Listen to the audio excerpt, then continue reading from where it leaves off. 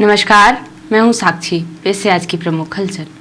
सीधी जिला मुख्यालय के विकास को लेकर लंबे समय से बहुत बड़ी बड़ी बातें की जा रही हैं। एक समय तो ऐसा आया जब कुछ सत्ता पक्ष के नेताओं ने यहां तक कहा कि सीधी को हम सिंगापुर बना देंगे, लेकिन सीधी कई वर्षों के बाद भी सिंगापुर नहीं बन पाया। लेकिन संभाग के अन्य जिलों की अपेक्षा विकास में काफी पीछे छूट गया। तत्कालीन कलेक्टर अभिषेक सिंह द्वारा सीधी शहर के विकास के लिए कुछ सार्थक प्रयास किए गए, जिसके नतीजे आज सीधी शहर में मौजूद हैं। चाहे वह जिला अस्पताल हो, गांधी चौक हो और सम्राट चौक की पार्किंग स्थल हो, चाहे वह स्मार्ट सिटी के गोपालदास से लेकर कलेक्ट्रेट तिराहे तक बनने वाला क्रांकित मार्ग हो। इसके साथ ही कलेक्टर अभिषेक सिंह द्वारा रिडेंसिफिकेशन योजना के तहत बनने वाला शासकीय कार्यालय भवन, आवास और शॉपिंग मॉल कॉम्प्लेक्स की नींव रखी गई थी, जिसका बाकायदा संबंधित निर्माण एजेंसी गृह निर्माण मंडल के द्वारा ठेकेदार का अनुबंध कराकर कार्य भी प्रारंभ कर दिया गया था, जिसके लिए यह शर्त थी कि शासकीय कार्यालय भवन और आवास ठेकेदार को 30 महीने में पहले बनाकर उसे हैंडओवर कर देना है। जिसके बाद सम्राट चौक में स्थित शासकीय जमीन में उनको मल्टी शॉपिंग कॉम्प्लेक्स का निर्माण करने का अधिकार था, लेकिन शासन के द्वारा नियत तिथि तक ठेकेदार द्वारा शासकीय कार्यालय भवन और आवास का निर्माण कछुए की गति से किया गया, जो आज भी अपनी अधूरी कहानी बता रहा है। वहीं संबंधित ठेकेदार द्वारा सम्राट चौक में स्थित अपने लाभ के शॉपिंग कॉम्प्लेक्स का भरपूर प्रचार प्रसार करके उसके लिए बुकिंग प्रारंभ कर दी गई और दिखावे के लिए निर्माण कार्य भी प्रारंभ कर दिया गया है। संबंधित विभाग द्वारा की जा रही लापरवाही और ठेकेदार की कछुए की गति से किए जा रहे कार्य से सीधी का विकास अपनी दुर्दशा पर आंसू बहा रहा है। शासन की महत्वाकांक्षी योजना की इस दुर्दशा को लेकर एनटीवी इंडिया न्यूज ने जिले के कलेक्टर सुरुचि सोमवंशी से मुलाकात की और उनके संज्ञान में इस योजना के संबंध में जानकारी देकर उनसे इस योजना के कार्य में गति लाने को लेकर जानकारी चाही। तो उन्होंने कहा कि आपके द्वारा यह जानकारी मेरे संज्ञान में लाई गई है, हम जल्द ही इस पर पहल करेंगे, जिससे जिले का विकास तेज गति से हो सके। सर, रिडेंसिफिकेशन योजना के तहत शासकीय भवन का निर्माण होना था और उसमें ये गाइडलाइन थी कि जब ये भवन तैयार होके हैंडओवर हो जाएगा, उसके बाद कॉन्ट्रैक्टर अपने लिए जो उनको शॉपिंग मॉल के लिए बनाने के लिए मिला हुआ इस योजना के तहत उसका निर्माण करेंगे। लेकिन कॉन्ट्रैक्टर द्वारा शासकीय भवन में अरुचि दिखाई जा रही है, जो अवधि थी शासन द्वारा निर्माण कार्य पूर्ण करने की, वो भी खत्म हो गई सर, और वो अपना खुद का मार्केटिंग कर रहे हैं अपने डीजे प्लाजा की। क्या कहना चाहेंगे सर? जैसे कि ये प्रकरण अभी आपके माध्यम से ही मेरे संज्ञान में लाया गया है और अभी तक हम लोग निर्वाचन के कार्यों में व्यस्त थे और अभी भी मॉडल कोड ऑफ कंडक्ट जो है प्रभावशील है। तो इस प्रकरण को हम लोग संज्ञान में लेकर जो भी हाउसिंग बोर्ड के साथ या जो भी व्यक्ति उसमें काम करें उनके साथ जो हमारा कॉन्ट्रैक्ट है, जो हमारा उसमें एग्रीमेंट हुआ, उसकी जो शर्तें हैं उसके अधीन रहते हुए जो भी कार्रवाई करनी चाहिए उसको हम सुनिश्चित करेंगे और जो गवर्नमेंट की बिल्डिंग है जो समय सीमा में पूरी होनी चाहिए उसको हमको पूरा कराएंगे। तो ये प्रकरण भी संज्ञान में आया है, इसको हम दिखवाते हैं। निश्चित तौर पर जिले के कलेक्टर के इस बयान के बाद इस योजना से निर्मित हो रहे शासकीय भवन और शासकीय आवास के काम में तेजी आएगी। इसके साथ ही शॉपिंग कॉम्प्लेक्स का निर्माण भी हो सकेगा। वहीं रिडेंसिफिकेशन योजना के निर्माण कार्य में हो रही देरी के संबंध में एनटीवी इंडिया न्यूज ने फोन के द्वारा कार्यपालन यंत्र गृह निर्माण मंडल से जानकारी चाही गई, तो उन्होंने बताया कि संबंधित ठेकेदार को 30 महीने का समय दिया गया था, लेकिन वह कार्य पूरा नहीं कर पाया। इसके बाद उसे 6 महीने का समय और दिया गया है। यदि उसके बाद भी कार्य पूरा नहीं हुआ तो उस पर पेनल्टी की कार्यवाही के साथ अन्य कार्यवाही की जाएगी। कार्यपालन यंत्री गृह निर्माण मंडल का यह जवाब उनके कार्य के प्रति उनकी जवाबदारी को दर्शाता है। सीधी जिले के विकास को लेकर निर्माण कार्यों में यही कछुए की गति आगे भी लगातार जारी रही तो सीधी के विकास का भगवान ही मालिक है।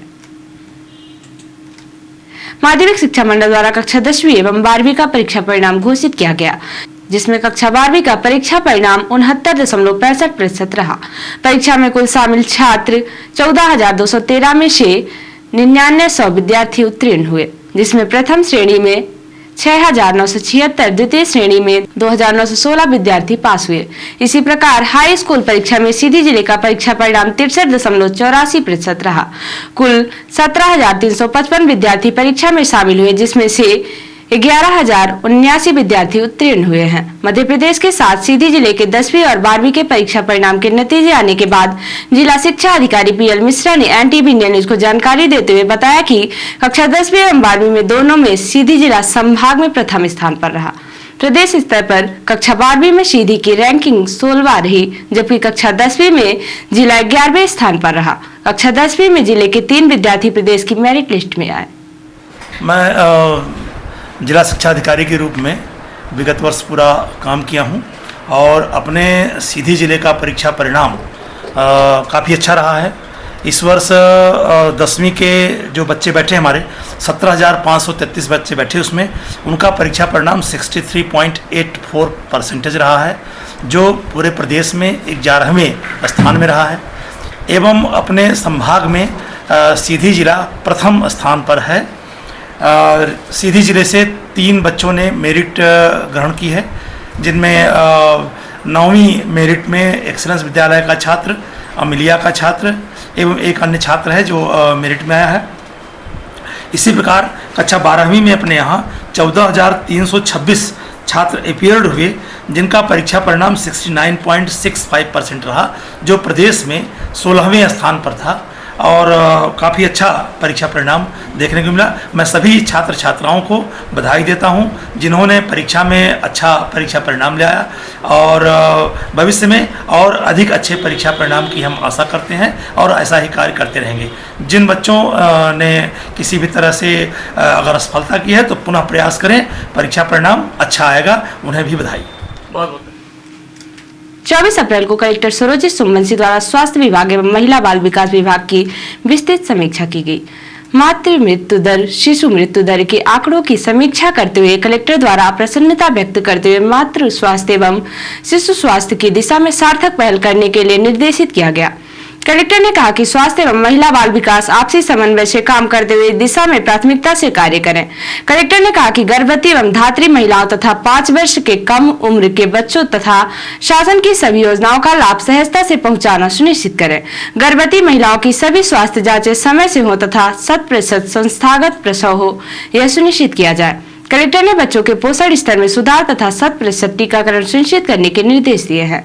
कलेक्टर ने गत वर्षों में मातृ मृत्यु तथा शिशु मृत्यु के कारणों का विश्लेषण करने तथा रणनीति बनाकर सुधारात्मक कदम उठाने को कहा, जिससे भविष्य में ऐसी घटनाओं में कमी लाई जा सके। कलेक्टर ने सभी आंगनबाड़ी केंद्रों में मंगल दिवस के सुव्यवस्थित आयोजन के निर्देश दिए हैं। कलेक्टर ने कहा कि गर्भवती महिलाओं एवं बच्चों का टीकाकरण सर्वोच्च प्राथमिकता रहे। सिकल सेल एनीमिया अभियान की समीक्षा करते हुए कलेक्टर ने इस अभियान को सर्वोच्च प्राथमिकता देने को कहा है। कलेक्टर ने कहा है कि आगामी बैठक से सभी खंड स्तरीय अधिकारी योजनाओं की संपूर्ण जानकारी के साथ बैठक में उपस्थित रहेंगे। सीधी शहर के हृदय स्थल श्री श्री 1008 श्री स्वामी गोपाल दास महाराज जी मंदिर परिसर में दक्षिण मुखी हनुमान जी का जन्म उत्सव एवं छठी श्री राम जी का मनाया गया। इस दौरान सर्वप्रथम मंगलाचरण आवाहन दीप उत्सव भव्य आरती की गई। दक्षिण मुखी वीर हनुमान जी का प्रकट उत्सव भक्ति भाव सुंदरकांड का पाठ, हनुमान चालीसा एवं भजन कीर्तनकार हर्षोल्लास के साथ मनाया गया। आध्यात्म रामायण मंदिर पुजारी संत श्री सत्युघ्न दास जी महाराज बड़े भाव से जन्मोत्सव एवं छठी कार्यक्रम संपन्न कराया। हर वर्ष की भांति इस वर्ष भी संगीत का प्रोग्राम लाइव के माध्यम से गुड़िया पांडे द्वारा किया गया, जो कि सतना में होते हुए प्रभु से लगाव रखने वाली संगीतकार अपनी प्रस्तुति दी। क्षेत्रीय लोकगीत सोहर गाकर अपनी खुशी का इजहार किया। सुबह से ही मंदिर में भक्तों का तांता लगा रहा। दोपहर पश्चात विशाल भंडारा पंगत के माध्यम से किया गया, जहां काफी संख्या में श्रद्धालु जन इकट्ठा थे। राधा कृष्ण मंदिर में 56 भोग का प्रसाद वितरण हुआ। भंडारा में मुख्य रूप से डीएसपी मैडम गायत्री तिवारी, थाना प्रभारी कोतवाली अभिषेक उपाध्याय, जमोड़ी प्रभारी विशाल शर्मा, नीरज पाराशर, अमित जरिया, पवन गुप्ता, कुमुद किशोर अवधिया, ज्ञानेंद्र द्विवेदी, अंशुमान सिंह, विनयधर द्विवेदी, रमेश गुप्ता, नमन गुप्ता, पंडित डोसा वाले, महेंद्र शराफ सहित जिले भर से आए भक्तों ने प्रसाद ग्रहण किया। रिपोर्टर हिमायत रतोले ने बताया कि जिलाधिकारी वंदना सिंह ने बुधवार को नैनीताल कार्यालय सभागार में पर्यटन सीजन की तैयारी और व्यवस्थाओं के संबंध में हितधारकों के साथ बैठक का आयोजन किया। बैठक में मुख्य रूप से पार्किंग जाम की समस्या, निजी वाहनों के टैक्सी प्रयोग में प्रतिबंध, मार्गों अतिक्रमण और सड़कों में अवैध तरीके रेता बाजारी हटाने आदि को लेकर चर्चा की गई। जिलाधिकारी वंदना सिंह ने बताया कि नगर में सीजन के दौरान जाम की समस्या बनी रहती है। इसके लिए मेट्रोपोल में पार्किंग पॉइंट्स, ITI, ऋषि बाईपास, नारायण नगर और विभिन्न स्थानों पर निजी पार्किंग की व्यवस्था की जा रही है। उन्होंने जानकारी देते हुए बताया कि नगर की 63 सड़कों, गलियों और अन्य मार्गों का चिन्हित किया गया, जिसमें सड़कों का चौड़ीकरण, विद्युत की व्यवस्था, सौंदर्यीकरण का कार्य किया जाएगा। इस दौरान ADMP R चौहान, वरिष्ठ पुलिस अधीक्षक PN Meena, SDM Pramod Kumar, RTO Nandkishore समेत टैक्सी यूनियन, होटल एसोसिएशन, व्यापार मंडल आदि के प्रतिनिधि मौजूद रहे। और अब पेश है प्रादेशिक हलचल। मंडा की अनुष्का अग्रवाल एमपी 10वीं बोर्ड टॉपर, 41.9% स्टूडेंट फेल, 6 साल में सबसे खराब रिजल्ट। एमपी 12वीं में 35.51% स्टूडेंट फेल। रीवा की अंशिका मिश्रा, विदिशा की Muskan Dangi topper. PCC chief Jitu Patwari ने कहा, बीजेपी के लोग मोदी को भगवान बनाने में लगे हैं। और हरदा में पीएम मोदी बोले, मैं शिवराज को दिल्ली लेकर जाना चाहता हूं।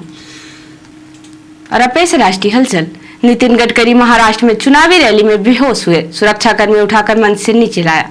इसी ने पीएम की स्पीच के खिलाफ जांच शुरू की। बांसवाड़ा में कहा था, कांग्रेस आई तो आपकी संपत्ति ज्यादा बच्चे वालों में बांट देगी। वीवीपैट वेरिफिकेशन पर सुप्रीम कोर्ट ने फैसला सुरक्षित रखा। कहा, चुनाव कंट्रोल नहीं कर सकते। और लोकसभा चुनाव के दूसरे चरण की वोटिंग वाली 88 सीटों पर प्रचार थमा, 26 को होगी वोटिंग। तो ये थी आज की प्रमुख हलचल। नमस्कार।